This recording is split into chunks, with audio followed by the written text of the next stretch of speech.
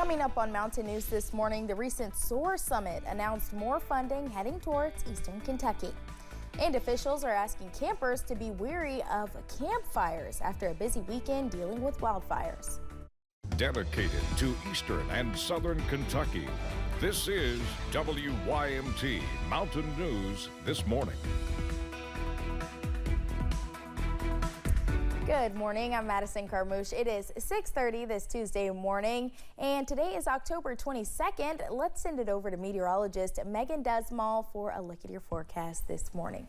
Megan, I'm so glad I'm not shivering. I mean, maybe a little earlier, but I won't be later today. That is very true. We're climbing up there. We're going to have some beautiful temperatures today, so it's something to look forward to as you're heading into your Tuesday. But right now, temperatures are a little bit on that chillier side. 43 in the London Corbin Airport area, so you might need that jacket as you're heading out. Maybe not a coat, but as you're continuing through your day, you'll need to shed that. But for the rest of the area, those current temperatures are about the same, really looking at that 40 range. If you're in Jackson, a little bit warmer, 53 degrees. But if you're in Manchester or Clintwood, you're seeing the 30s right now, 39 for that Manchester and 36 over in Clintwood. So a little bit cooler if you are living in those two cities. But overall, it's going to be a nice day as those forecast highs are getting to the upper 70s. So definitely will not need your jacket this evening. So enjoy the wonderful weather, and maybe make sure you don't forget your sunglasses, as it's going to be a sunny day as well. As you look at the next couple of hours, you can see sunny across the board, nice clear skies even into the evening. That's something to look forward to for your Tuesday. I'll have your ARH 7-day forecast in just a couple of minutes. Madison. All right, Megan, thank you. We are 2 weeks away from Election Day, and there are some important election deadlines coming up in Kentucky. Today is the last day to request a mail-in absentee ballot. You have until the end of the day to submit a request. All mail-in absentee ballots must be received by 6 p.m. on Election Day, which is November 5th, to be counted. In-person excused absentee voting runs October 23rd through the 25th and October 28th through the 30th. And early in-person voting will start on October 31st and continue through November 2nd. The Tech Center in Martin County is expanding with the help of a more than $3 million AMLR grant. The technical school received a grant of $3.1 million at the SOAR Summit Friday, which will go toward building a new campus at the Magoffin County Industrial Park. The campus will offer larger classrooms and allow the school to more than double its class sizes, while bringing more than 30 jobs to the area. Founder and president Angie Reynolds says though an exact timeline would be hard to pin down at this point, the funding means progress. Our hopes is to try to finish this within the next 2 years. We'll have certain phases that will complete here and there, but this initial phase is design, engineering, and development, and we hope to start on that within the next 6 months. Reynolds says the current center in Inez has already proven fruitful since opening last year, and she's excited to see how the next few years unfold. And here are some of the other funding announcements made last Friday on the final day of the SOAR Summit. More than $5.6 million will be going to Knott County for water and sewer at the high ground development known as Olive Branch. $700,000 will go to Salyersville Waterworks for meter replacements, and more than $2.5 million is going to the city of Campton and Wolfe County for the Hazel Green waterline extension, which will serve roughly 80 homes. The Paintsville Johnson County Emergency Management and 911 Center have moved to a new space. The old building on Euclid Avenue had previously been home to several first responder agencies in the county. Director Gary McClure says with the old location being outdated and in need of several repairs, the new space came at a perfect time.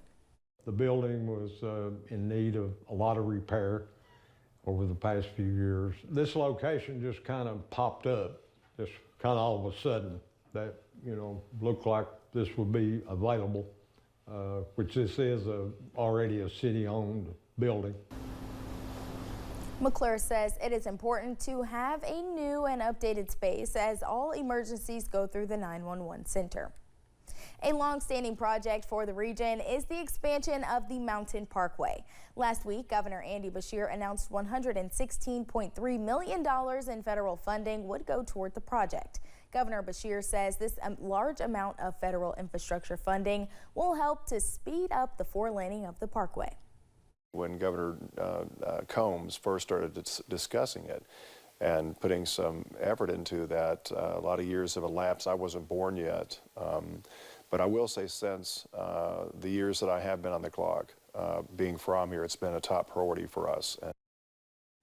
The funding will assist in the completion of the final 13-mile stretch from Magoffin to Floyd counties. Our fall foliage is nearing its peak here in the Commonwealth, and Kentuckians are heading outdoors to enjoy the autumn leaves. The forest fire season in Kentucky officially began on October 1st. It runs through December 15th. Brandon Howard with the Kentucky Division of Forestry says there were approximately 20 forest fires this past weekend. He says folks need to be aware of the effects the dry weather we continue to experience can have on fires. We're still in a pattern where we're not receiving rainfall. The projected rainfall for the next 10 days is minimum.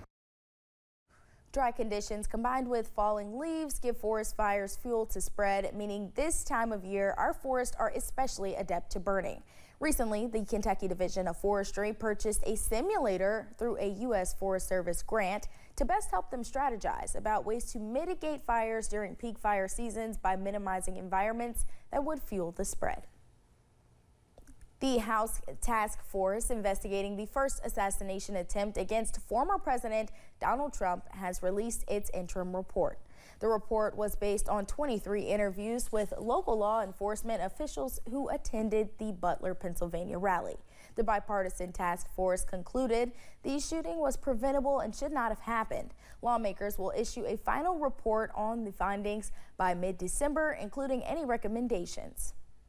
The Biden administration is proposing what it calls the most significant expansion of contraception coverage under the Affordable Care Act. It would give easier access to over-the-counter contraception such as Plan B, spermicide, and O-pill. Right now, most private health plans cover the cost of contraception, but they often require a prescription. The new rule would eliminate the need for a prescription. The Supreme Court has declined to hear an appeal challenging the structure of the Consumer Product Safety Commission. It is the latest legal case that takes aim at independent government agencies. The appeal from two educational organizations claimed the Independent Consumer Protection Agency violates the Constitution because its 5-member board can only be removed by the president for cause.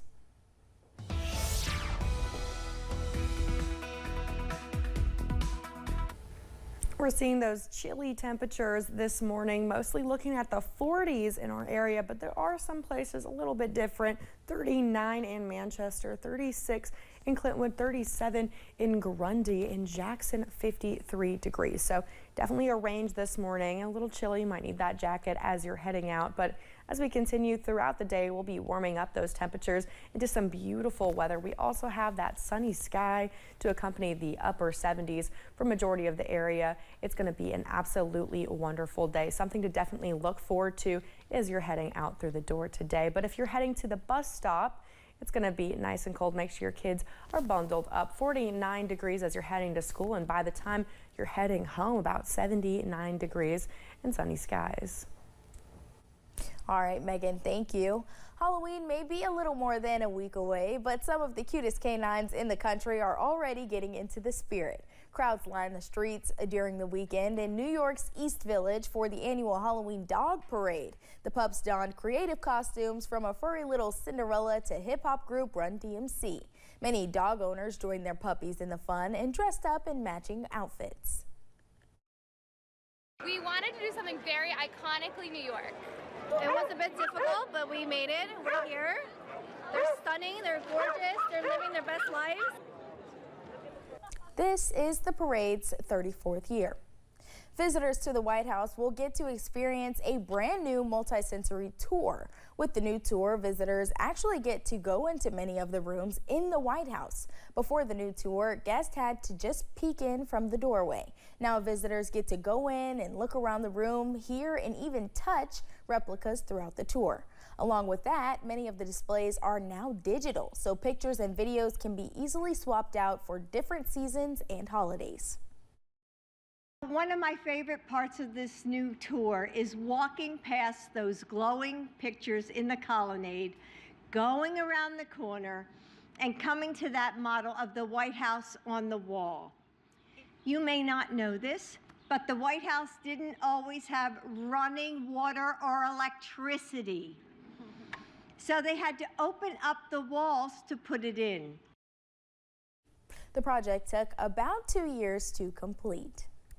Thank you for joining us. The time is now 6:40. Still to come on Mountain News this morning. Chick-fil-A is entering new territory as the fast food giant's entertainment app will go live in a matter of weeks. Stop